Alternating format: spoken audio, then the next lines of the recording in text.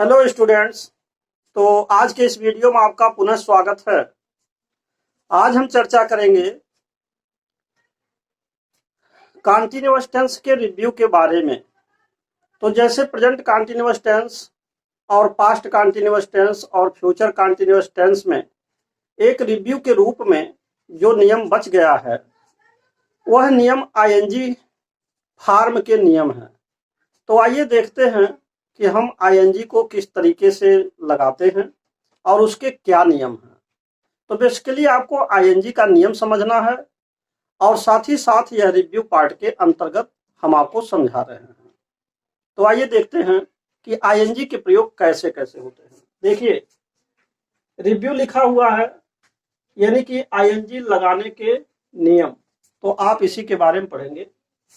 और इसमें देखिए, पहला नियम हमने लिखा है कि जैसे जिस क्रिया का अंतिम अक्षर ई है, अगर कोई वर्ब है, उसकी कोई क्रिया है और उसका अंतिम अक्षर अगर ई है तो आईएनजी लगाते समय ई को हटा दिया जाता है। और ऐसी क्रियाएं निम्न है। कौन कौन सी क्रियाएं हैं? जैसे कम हुआ, गिव हुआ, मेक हुआ, टेक हुआ, राइट हुआ, सेक हुआ, etc।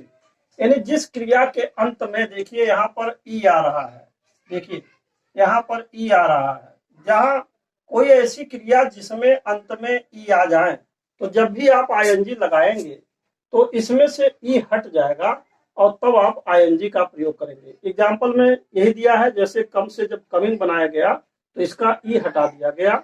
इसी प्रकार टेक है, राइट है, सेक है, इनमें जब आईएनजी लगाया गया तो इसका जो भी ई वाला ई अक्षर है इनको हटा दिया गया। इसी प्रकार रूल नंबर ये आपका 1 हो गया। रूल नंबर 2 देखिए, अब दूसरा नियम ये कह रहा है कि जिस क्रिया के अंत में एक व्यंजन तथा उनसे पहले एक स्वर आया हो, अगर कोई ऐसी क्रिया हो जिसमें उसके अंत में एक व्यंजन हो, कॉन्सोनेंट हो, और उससे पहले एक स्वर हो या वॉवेल कहेंगे जिसको, तो आईएनजी लगाते समय उसका अंतिम अक्षर यानी कि जो कॉन्सोनेंट है वह डबल हो जाता है। ऐसी क्रियाएं निम्न है। अब जैसे मान लीजिए, देखिए यहाँ पर आप अंतिम में देख रहे हैं पी आ रहा है, ये कॉन्सोनेंट है, व्यंजन है, और इससे पहले आपका ये स्वर आ रहा है, ओ आ रहा है। इसी प्रकार यहाँ टी व्यंजन है और इससे पहले आपका स्वर है, यहाँ भी टी व्यंजन है, स्वर है, यहाँ भी एन व्यंजन है, स्वर है, यहाँ पर भी आप देख रहे हैं टी आपका जो है व्यंजन है और ये आपका स्वर है, और इसी प्रकार टी व्यंजन है और यू जो है स्वर है। तो ऐसी क्रियाओं के आने पर एग्जाम्पल नंबर 2 देखिए, जैसे स्टाफ है, सट है, कट है, तो जब हम इसको आईएनजी लगा रहे हैं तो चूंकि अंतिम में व्यंजन है, इससे पहले एक स्वर है, तो ये व्यंजन वाला जो पार्ट्स है ये डबल हो जाएगा। तो देखिए स्टाफ में STO हो गया, डबल P ING, स्टाफिंग हो गया, फिर सटिंग हो गया और कटिंग हो गया। यहाँ देखिए रन है, सिट है, पुट है, इनका रनिंग हो गया और सिटिंग हो गया और पुटिंग हो गया। तो ये दूसरा नियम था। अब आइए हम आपको बताते हैं तीसरे नियम के बारे में। तो यहाँ पर तीसरा नियम है, जिस क्रिया के अंत में वाई अथवा डबल एल हो तो आईएनजी लगाते समय इन अक्षरों को नहीं हटाया जाता है। ऐसी क्रियाएं निम्न है। जैसे मान लीजिए क्राई है, बाई है, फ्लाई है, काल है, सेल है, टेल है, यानी कि जिस क्रिया के अंत में वाई आ जाए अथवा डबल एल हो तो उसमें आपको कुछ नहीं हटाना है, आपको डायरेक्ट उसमें आईएनजी का प्रयोग कर देना है। जैसे उदाहरण नंबर 3 देखिए, जैसे क्राई है, बाई है, फ्लाई है, काल हुआ, सेल हुआ और टेल हुआ। तो अगर वाई आ रहा है अथवा डबल एल आ रहे हैं तो इसमें आपको कुछ करना नहीं है, यही शब्द लिख देना है और आईएनजी बाद में लगा देना है। अब रूल नंबर 4 देखिए, चौथा नियम आपका है, इसमें यह कहा जा रहा है कि जिस क्रिया के अंत में डबल ई अथवा वाई ई हो आईएनजी लगाते समय इन अक्षरों को भी नहीं हटाया जाता है। इन्हीं में इसको भी शामिल कर सकते हैं कि जैसे मान लीजिए जिस क्रिया के अंत में वाई हो, वाई अथवा डबल एल हो अथवा डबल ई हो अथवा वाई ई हो, तो इनमें भी यही नियम लागू होता है जो इससे पहले लागू हुआ था। तो देखिए यहाँ पर डबल ई आया, एस डबल ई, तो सिंग में सिंग हो गया, और डाई लिखा DYE तो डाई से डाइंग हो गया। तो इसमें कोई भी अक्षर नहीं हटेंगे, यह बात आपको ध्यान रखना है। तो मूल रूप से अगर वाई आते हैं, डबल एल आते हैं, अथवा डबल ई आता है, अथवा YE आता है, तो आप इसमें डायरेक्ट ING का प्रयोग कर सकते हैं। तो ये था आपके, ये जो है ये 4 नियम हमने आपको समझाया। अभी इसमें कुछ और भी रूल्स हैं, अब आप उनको देखिए। तो अब आप देखिए नंबर 5, 5वां नियम है कि जिस क्रिया का अंतिम अक्षर व्यंजन हो तथा उनसे पहले दो स्वर आए हो तो ING लगाते समय अंतिम अक्षर डबल नहीं होता है। तो यहाँ पर ये ध्यान देना है कि जैसे मान लीजिए यहाँ रीड लिखा है, स्लीप लिखा है, कीप लिखा है, वीप लिखा है, बीट लिखा है, मीट लिखा है, तो आप देख रहे हैं अंतिम अक्षर तो व्यंजन है।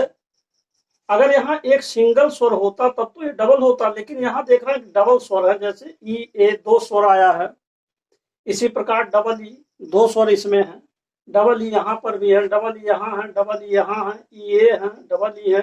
तो अगर मान लीजिए कहीं पर भी कोई ऐसी क्रिया जिसके अंत में व्यंजन तो एक आया हो, लेकिन उससे पहले अगर डबल स्वर आए हों तो अंतिम वाला जो व्यंजन है ये डबल नहीं होगा। तो इसलिए जैसे रीड है तो रीड का डायरेक्ट इसमें ING जोड़ देंगे, रीडिंग हो जाएगा। स्लीप का स्लीपिंग हो जाएगा, कीप का कीपिंग हो जाएगा, वीप का वीपिंग हो जाएगा, बीट का बीटिंग हो जाएगा, मीट का मीटिंग हो जाएगा। इसमें कहीं पर भी आप देख रहे हैं अंतिम अक्षर जो आपका है वो डबल नहीं हुआ। तो ये था आपका 5वां नियम। अब आप देखिए 6वां नियम के बारे में। जिस क्रिया के अंत में IE हो तो ING लगाते समय IE को हम Y में बदल देते हैं।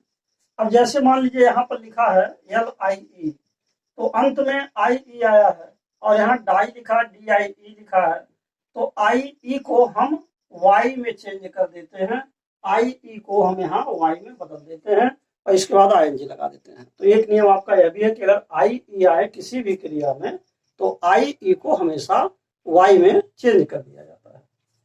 अब आइए अंतिम देखिए नियम क्या है, 7वां और अंतिम नियम। जिस क्रिया के अंत में यन आया हो तथा उससे पहले कोई स्वर आया हो तो अंतिम अक्षर डबल नहीं होगा। इसका क्या मतलब हुआ, ये पहले नियम का जस्ट अपोजिट है, यानी जो उल्टा है। उसमें क्या था कि अगर अंतिम अक्षर व्यंजन हो, उससे पहले एक स्वर आया हो तो अंतिम अक्षर डबल अक्षर हो जाएंगे। लेकिन यहाँ पर ये कहा जा रहा कि भले ही अंतिम अक्षर व्यंजन है लेकिन यन हो, अगर कोई ऐसी क्रिया जिसके अंत में यन आया हो, यन से व्यंजन हो, तो और भले ही उससे पहले एक स्वर आए हो तो अंतिम अक्षर जो यन है वह डबल नहीं होगा। देखिए जैसे लिखा ओपन, तो इसमें आप देख रहे हैं कि ओपन में अंत में व्यंजन आया है अंतिम अक्षर और इससे पहले ईश्वर आया, तो नियमतः है इसको डबल होना चाहिए था, लेकिन डबल नहीं हुआ। ओपन का जब ING लगाएंगे तो ओपनिंग डायरेक्ट लिख दिया जाएगा, यानी सिंगल वर्ड ही रहेगा। लेकिन आगे दिया है कि बिगिन, अब इसमें यह नियम लागू नहीं होगा। तो एक तरह से आप ये समझ सकते हैं ये एक्सेप्शन है कि अगर बिगिन है तो बिगिन में यह नियम लागू नहीं होगा, इसमें अर्थात पहले का नियम लगेगा, बिगिनिंग हो जाएगा। तो इस तरीके से बिगिन का बिगिनिंग हो जाएगा। तो अब आपने देखा कि जो ये ING के 7 नियम थे जिसको मैंने आपको विस्तार से समझा दिया है। मैं ये उम्मीद करता हूं कि आपको ये ING के जो नियम हैं ये अच्छी तरीके से समझ में आ गए होंगे।